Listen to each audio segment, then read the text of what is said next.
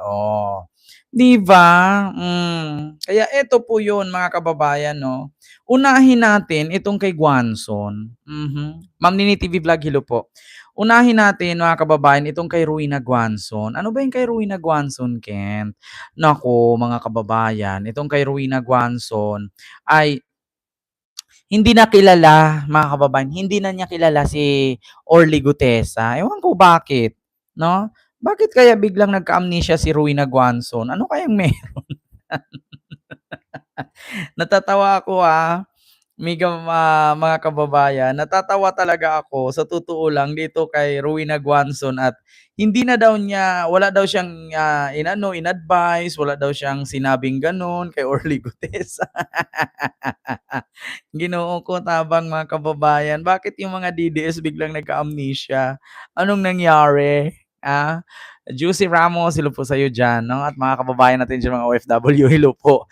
Ito po mga kababayan, pakinggan muna natin 'no, kung ano nga ba itong si Orly Gutesa at bakit ba na-issue si Orly Gutesa ngayon.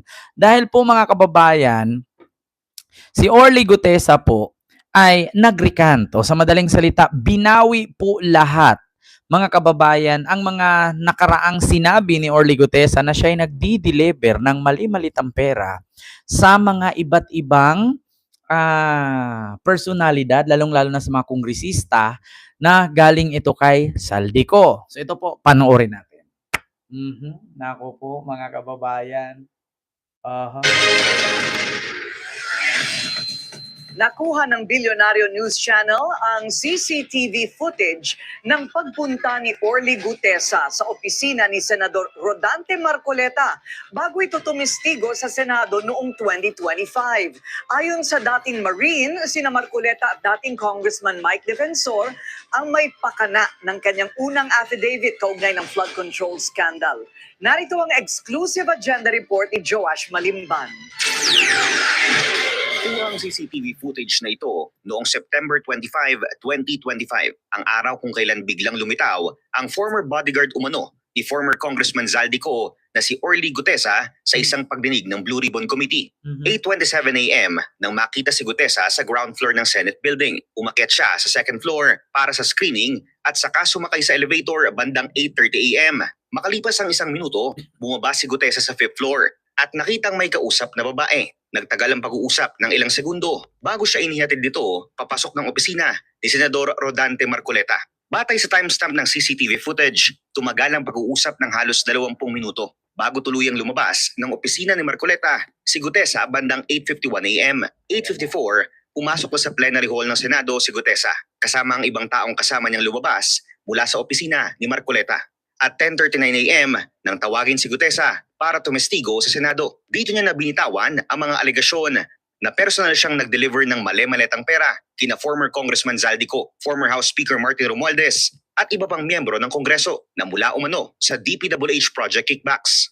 Ang actual ko na delivers talaga sa bahay ni Congressman Romualdez is 3. Tapos pag may duty kami, nagkakaroon ng detailed. Minsan namumonitor ko doon sa group chat namin. Ma'am Brinda, hello po. May basura tayo deliver.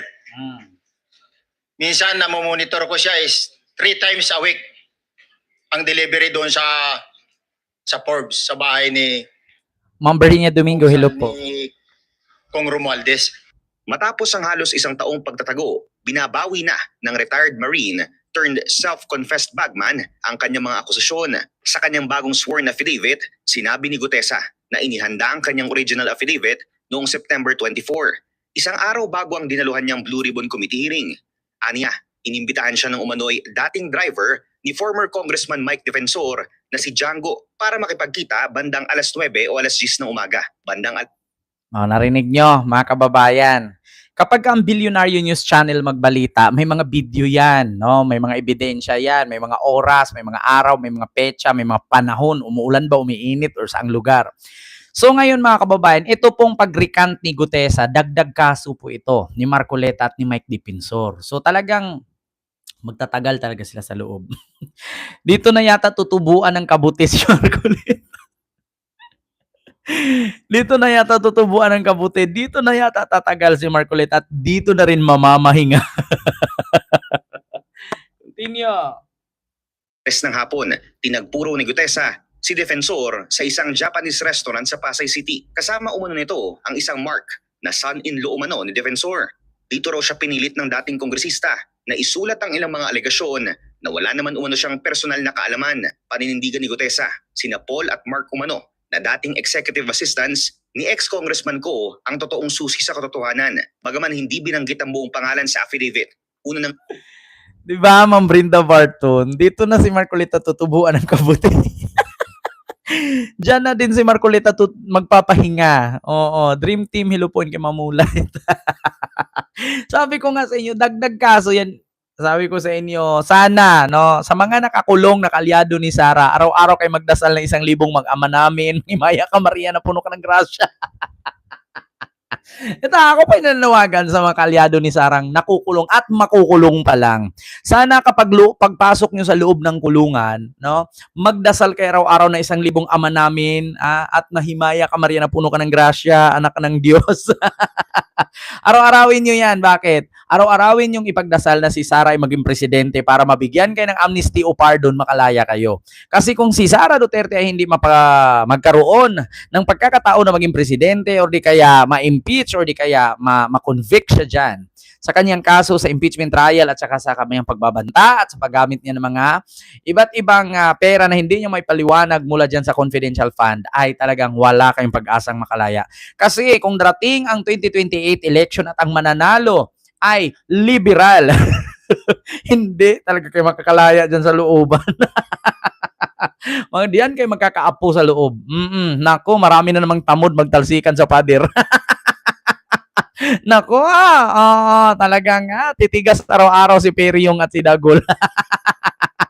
Nako, gagalaw talaga si Mariam Palad dyan sa loob. Continue. Utang ang mga pangalan ni John Paul Estrada at Mark Texay bilang mga dating EA ni Ko. Bandang 4:30 PM, dumating daw sa restaurant si Marcoleta. Dito na umano binasa ng senador ang inihahandang affidavit at inayos ang ilang detalye nito. Kabilang daw dyan ang umano'y pagde-deliver ng maleta sa bahay ni former House Speaker Martin Romualdez sa bahay nito sa Forbes Park. Bagaman hindi raw ito personal knowledge ni Gutesa, sinabi umano sa kanya ng senador na kailangan nilang basahin ang affidavit at babayaran umano siya ng pera. Dagdag pa raw dyan ang ipinangakong education scholarship ni Defensor para sa mga anak ni Gutesa. Matapos umanong apurbahan ni Marcoleta ang inihandang affidavit, ipinag-utos daw ni Marcoleta na agad itong ipanotaryo at dumalo sa Senate hearing kinabukasan. Isinalaysay ni Gutesa sa kanyang affidavit ang naging pagpunta niya sa opisina ni Marcoleta kung saan umano siya tinuruan na kung ano lang nasa affidavit, yun lang ang kanyang sasabihin. Pagdating ng sesyon, dito na umano siya pinagalitan ni Marcoleta dahil sa umano'y pag-a-adlib nito. Ito yung box ng pera na pinag-uusapan natin sa kasalukuyan. Mr. Gutesa, mag-stick ka lang sa binabasa mo. Huwag ka nang nag-a-adlib. Kung ano yung nandito, basahin mo lang. Ayon kay Gutesa, nasaktan umano Klarong-klaro, di ba? Tama nga ang sabi ni Gutesa. Pinagalitan siya kasi nag-adlib siya. So, sa totoo lang mga kababayan, nakakapagtaka kasi, bakit mas may alam pa si Marcoleta doon sa binabasa kaysa kay Gutesa, na si Gutesa naman yung gumawa ng affidavit na yon? Bakit niya papakialaman, di ba? So, klarong-klaro mga kababayan na talagang mentor at ang gumawa talaga ng script ay si Marcoleta, no? At si Mike Defensor. Kasi malalaman niyo, bakit niya sisitahin? Mag-focus ka lang diyan sa binabasa mong ganyan-ganyan, affidavit. Huwag ka nang mag-adlib. Bakit mo papakialaman yung tao? Kung affidavit niya talaga yan, alam niya ang ginagawa niya. Yeah? So, tandaan mo, Marcoleta, hindi ka bugado ni Gutesa. Tulay ka lang kaya naging witness siya. Diyan pa lang mga kababayan, at totoo lang, makikita mo Di ba? Yan ulitin ko Na pinag-uusapan natin sa kasalukuyan. Mr. Gutesa, mag-stick ka lang sa binabasa mo. Huwag ka nang nag-a-adlib. Kung ano yung nandito, basahin mo lang. Ayon kay Gutesa, nasaktan umano siya nang hindi na siya pansinin ni Marcoleta matapos ang nangyaring pagdinig. Dito niya raw naramdaman na tila nagamit lang siya para sa pansariling agenda ng senador at ni Defensor. Bandang September 27, isang tao umano mula sa opisina ni Marcoleta ang nag-message kay Gutesa. Binigay raw nito ang number ni former COMELEC Commissioner Attorney Rowena Guanzon para ayusin ang ilang detalye sa kanyang affidavit. Pero hindi na raw ito ginawa ng former bodyguard. Marin namang kinontra ni Guanzon na willing siyang mag-abogado para kay Gutesa. Paninindigan niya, sinungaling ang former bodyguard. At posible umanong si former House Speaker Romualdez ang nasa likod ng pagbaliktad ni Gutesa at ng ilang Maleta Boys. Si Martin naman talaga ang beneficiary niyan. Pag nag-recant yung apat, nag-recant si Gutesa ng testimony niya at affidavit ginamit ng ombudsman against Romualdez, sinong kikinabang? Hindi ba si Martin? Alam mo, Aling Rowena, no? Sa totoo lang, hindi ko kakampiyan si Ninong Martin, na. Pero ang sa akin lang, sa mga aligasyon nyo, mahirap kasi. Mahirap magtumbok. Kasi bakit? Pag dinala mo sa korte yan, hindi mo naman pwedeng sabihin, bakit? Si Martin Romualdez naman makikinabang yan dahil nag-recant yung apat. Tapos si Gutesa. Asan yung pruweba mo? Mahirap kasi, Rowena Guanzon, na ang korte ang maghanap ng ebidensya. Ikaw na nag-akusa, dapat ikaw ang magpresenta. Kasi mahirap Mahirap magpresenta ng wala. Kaya nga meron tayong tinatawag na ikisisit, Di ba? May tawag yan idisikit, may mga ganyang tinatawag sa korte. Hindi mangyayari na ang Korte Suprema ang maghanap ng ebidensya sa inakusa mo. Kailangan once mag-akusa ka, may pakita ka. Kasi kung wala kang may pakita, babaliktad yan sa'yo. Makukulong, ikaw yung makukulang. Di ba?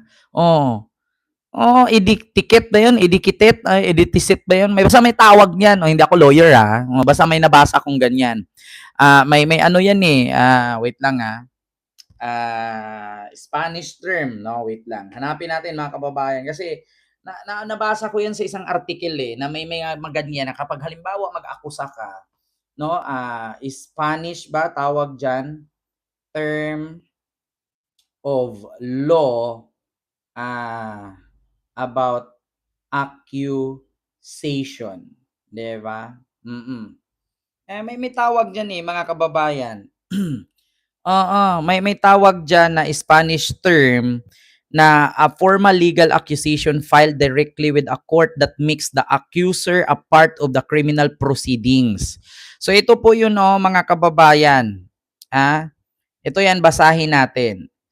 Ito po siya, accusation is akusasyon, which also refers to the prosecution team on a trial depending on the specific context of the legal claim. Other precise term apply.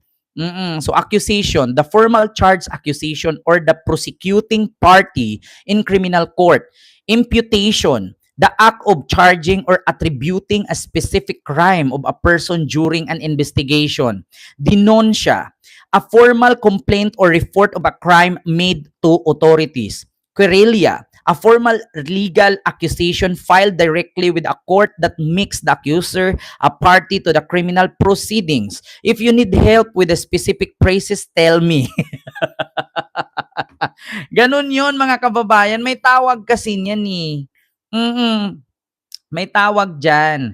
Kaya nga, mahirap kasi mga kababayan na mag-accuse ka, tapos, dapat, hindi korte. Diba?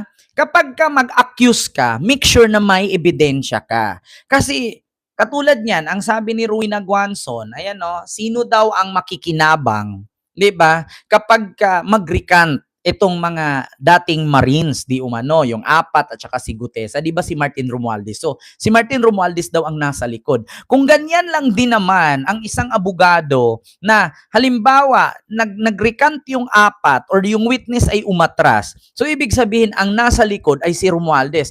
Paano naman, Rowena Guanzon, tanungin kita? Paano yung sa kaso ni Laila de Lima na nag-recant yung ibang witness na si de Lima ay drug protector? Nag-recant sila. So, si de Lima bang nasa likod ng pag-recant nila?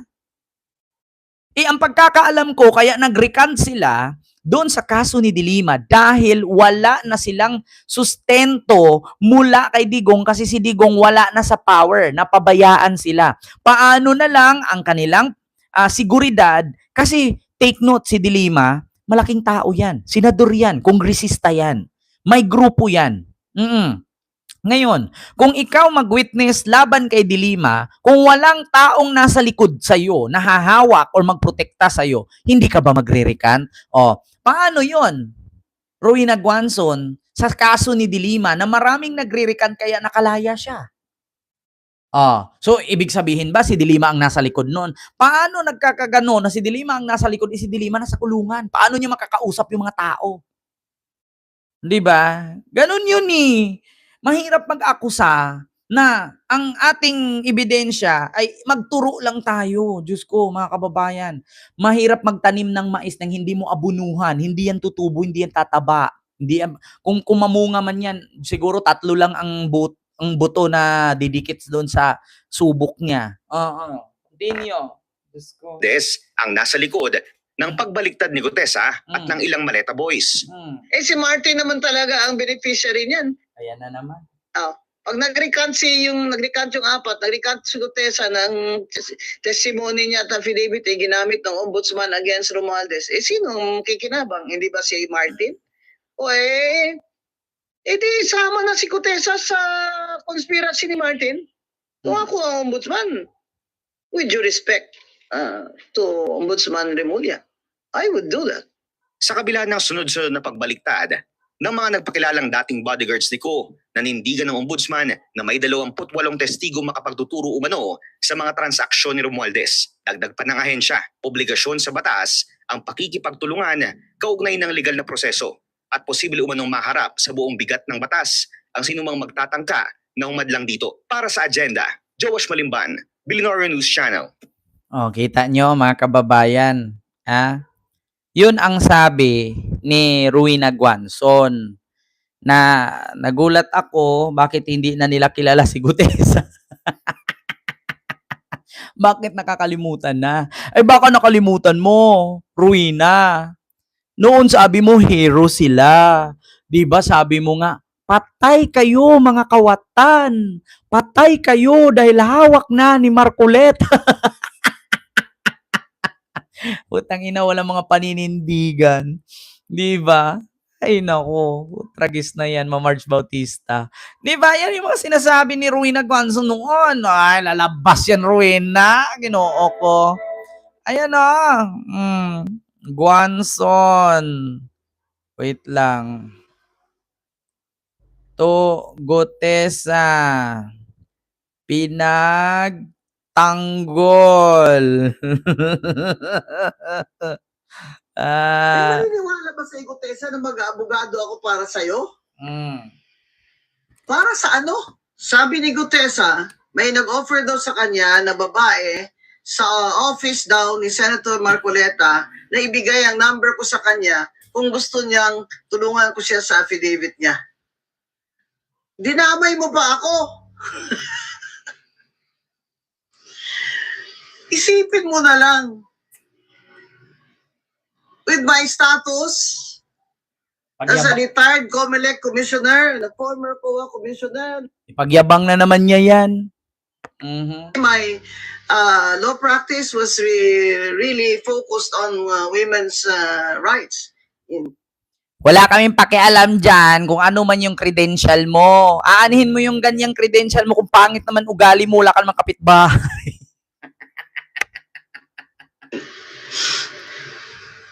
Isipin mo na lang. Maniniwala ba sa Gutesa na mag-abogado ako para sa'yo? Di ba, paniwalang-paniwala kayo niya noon. Tinawag niyo ang hero, di ba? Sabi niyo nga, ang tagapagligtas, the brave 18, di ba? Meron pang ang 14 eh. Di ba, kayo man yung nagsabi noon, takot na takot si Bongbong. Na ang maleta ni Bongbong, binulgar na ang mga naghahatid ng maleta ni Bongbong, naglabasan na. Di ba tinawag niyo pang ang bayani? Asan na ba si Robin Padilla. Tapos ngayon, may naniniwala ba kay Gutesa?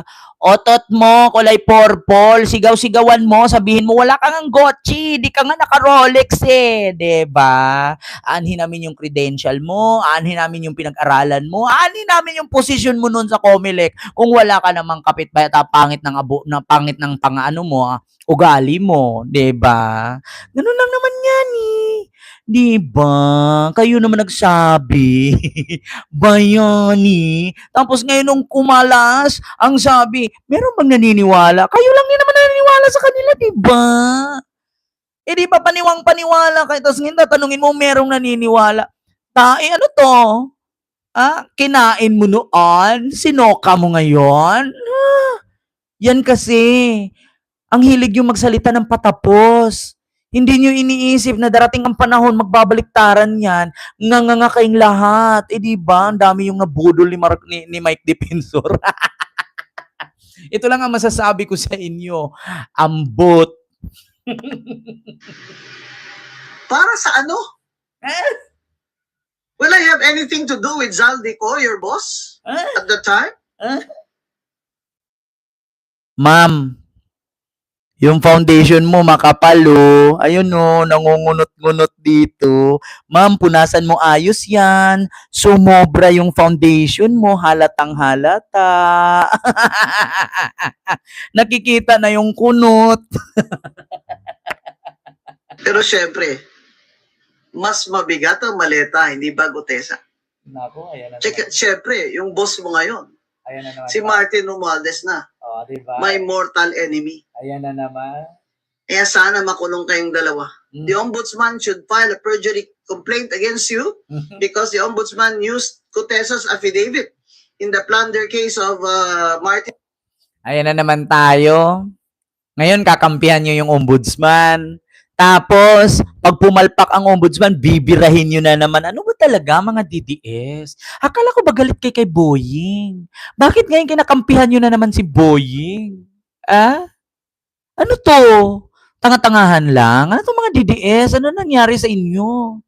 Galit na galit kay Boying noon. Pinitisyonan nyo nga, kinasuhan nyo nga ng tad-tad ng kaso para hindi maging ombudsman eh.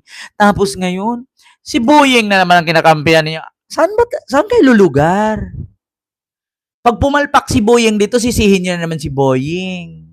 Noon, tinatad-tad-tad nyo ng batiko si Boying. Ano ba talaga? Saan ba talaga kay kampi? Saan ba kayo kampi? Akala ko ba kaaway niyo si Boying, tapos ngayon sumasandal kay Boying, umaasa kay Boying. Paano kung papalpak si Boying dyan? Patay tayo dyan. Romualdez, and now he's recanting. The ombudsman should file a perjury case against Gutesa and include him as a co-conspirator in the plunder case versus Mark. Ba't ka namutla? Ba't namuti ang mata mo? Bakit ka nag-foundation? Kasi kung hindi yan totoo, edi pulang-pula ka sana ngayon. Ba't ka namutla? Anemic ka ba? Baka kailangan mo ng tuba. Inom-inom ng tuba paminsan-minsan, baka anemic ka na. Ba't namumutla ang mukha niya? Bakit parang natatakot ka? Kung binigkas ka ni Gutesa, bakit? Bakit? Tingnan nyo, namutla siya. Bakit siya namutla? May something. Smell fishy. Naku, mga kababayan, namumutla si Rowena. Takot yata.